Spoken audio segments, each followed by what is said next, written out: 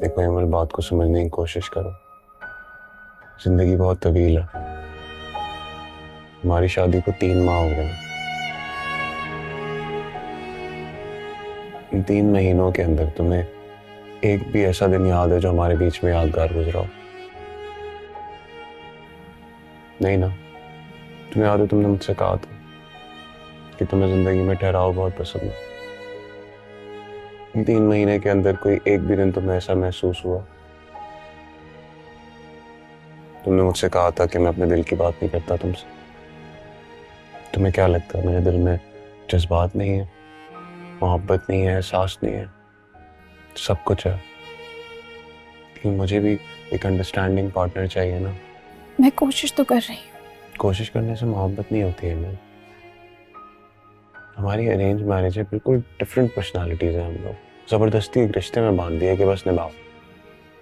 ना हमारे बीच में कोई मोहब्बत है, ना प्यार है, ना कोई एहसास है, बल्कि दोस्ती भी नहीं है कि हम एक छत के नीचे गुजारा कर लें। जिंदगी ऐसे नहीं गुजारी जाती। तो तुम्हारा क्या मतलब है? इवन मैं चाहता हूँ जब मैं काम से घर वापस आऊँ ना, तो मेरी बीवी बहुत अंडरस्टैंडिंग हो, जो मुझे समझ सके। तुम समझ रही हो ना मैं क्या कह रहा हूँ? अभी एक अच्छा वक्त है, अगर हमने फैसला ले लिया तो कल को बच्चे हो गए ना तो जिंदगी रुल जाएगी। तुम जो ये सब कह रहे हो, ये बोलना बहुत आसान है, मगर करना बहुत मुश्किल। दुनिया में ऐसी कोई चीज नहीं है जिसका हल नहीं है। हम इंसानों ने खामखा चीजों को मुश्किल बना रखा है। वैसे भी अरेंज मैरिज है, इसके टूटने का तुम्हें इतना गम नहीं होगा। You'll move on. तुम्हें ये नहीं लगता कि हमें इस रिश्ते को एक और मौका देना चाहिए? 3 महीने तो दे दिए हमने, अब और 3 महीने जाया करेंगे क्या? तुम खुद सोचो, हमारे बीच में कुछ भी कॉमन नहीं है। हमारे खाने तक की पसंद डिफरेंट है यार। कैसे चलेगा सब कुछ? और जिंदगी बैठ के रोने धोने का नाम नहीं है यार। मैं सुकून की जिंदगी चाहता हूँ, आई एम श्योर तुम भी चाहती होगी। हमारे माँ बाप बहुत अंडरस्टैंडिंग हैं, हम उनको बैठ के समझाएंगे तो वो बात समझ जाएंगे। तुम जानते हो इस माशरे में एक लड़की की तलाक को कैसे लिया जाता है? कम ऑन यार प्लीज। लेकिन तुम सिर्फ अपना सोच रहे हो।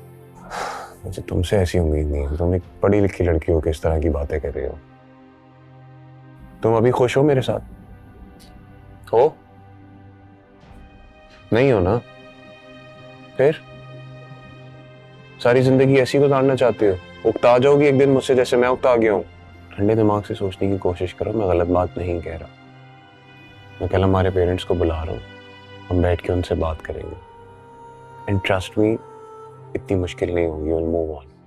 जैसा मैं तुम्हारे लिए महसूस करता हूँ, मुझे पता है तुम भी वैसे ही महसूस करती हो। ज्यादा फीलिंग्स है नहीं तो सोचना।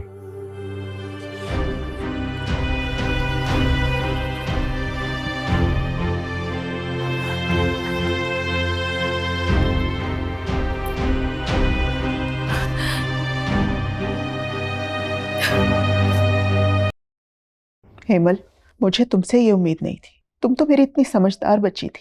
ये इतनी खुदसरी कहाँ से आ गई है तुम्हारे अंदर? जिस लड़के को तुमने खुदा को हाजिर नाजिर जान के सबके सामने कबूल है कहा था, और जब रिश्ता निभाने की बारी आई तो इतनी जज्बाती हो गई हो तुम। रेहान बिल्कुल ठीक कह रहा है, तुम नौकरी छोड़ो और अपना घर बसाओ।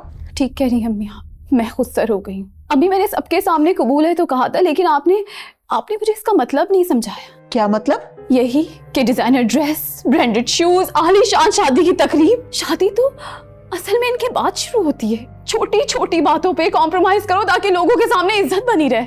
अपनी अना को मार के न जाने किस किस चीज की कुर्बानी दो। आपने तो मुझे ही नहीं समझाया कि अगर शौहर आइडियल ना हो तो कैसे सब्र करना है, ना ये बताया कि उसकी पसंद को कैसे अपनी पसंद बनाना है। ये सब तो आपकी जिम्मेदारी थी ना। मुझे ये समझाए कि जिसको तुम कबूल है कह रही हो उसको सारी अच्छाइयों सारी बुराइयों के साथ कबूल करना है। आप तो मुझे ये भी नहीं सिखा सकी कि जब कोई तुम्हारी ख्वाहिशात का मजाक उड़ाए ना तो उसकी जिल्लत पे कैसे खामोश हो जाना है। बेटा, सभी शादी करते हैं और इसी तरह से निभाते हैं। तुम कोई अलग से कुर्बानी नहीं दे रही हो। सब नहीं, सिर्फ बीवी। आंटी, आपने अपने बेटे को बीवी को काबू में रखने के तरीके सिखाए होंगे, लेकिन इसे आपने ये नहीं सिखाया कि तुमने भी सबके सामने अपनी बीवी को कबूल किया है, उसकी तमाम अच्छाइयों और बुराइयों के साथ उसके साथ कैसे कदम से कदम मिला के चलना है।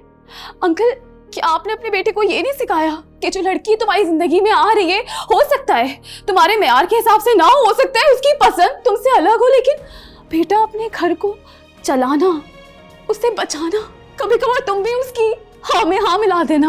हो सकता है वो एक आइडियल बीवी ना हो, लेकिन तुम एक आइडियल हस्बैंड बनने की कोशिश करना। रेहान, तुमने भी सबके सामने मुझे कबूल है कहा था, तो फिर सारी कुर्बानी मैं क्यों दूं? जॉब छोड़ दो, जॉब छोड़ दो, ट्राई करते हैं, शायद शादी काम कर जाए। मेरा करियर ट्राई करने के लिए नहीं है। वाह बेटा, तुमने तो हमारी तरबियत पे ही सवाल उठा दिया। मैंने आप पे कोई सवाल नहीं उठाया आंटी। जो लक़ब आपने नौजवानों को दिया है ना, खुदसरी का, मैं तो बस आपको वही जस्टिफाई कर रही थी। हम नौजवान खुदसर इसलिए हो गए क्योंकि हमारे बुजुर्गों ने हमारे साथ बैठकर हमें समझाना छोड़ दिया है। क्यों बेटों को ये बात नहीं समझाई जाती कि जो लड़की अपना घर, अपना लाइफस्टाइल छोड़ के आ रही है, उसकी भी ख्वाहिशात हैं, उसके भी ख्वाब होते हैं। वो मर कर नहीं आ रही, बल्कि एक जीती जागती इंसान है। रेहान, जब मैंने तुम्हें कबूल कहा था ना, तो दिल से एक्सेप्ट किया था। तभी पागलों की तरह लगी रहती थी कि सब कुछ मैनेज कर दूं, मैं किसी तरह रेहान को खुश कर दूं। अफसोस, मैं नाकाम रही। शादी चलानी है ना, तो दोनों को कॉम्प्रोमाइज करना पड़ेगा। दूसरे इंसान की भी ख्वाहिशात है, उसका एहतराम करना पड़ेगा। मैं इतनी बेमोल नहीं हूं कि जिसको तुम निकाह में लेकर अपनी प्रॉपर्टी समझकर अपनी इजारादारी कर सको। मैं तुम्हारा ये घर छोड़कर जा रही हूं। आप लोगों को ये फैसला सुनाने के लिए इकट्ठा किया था।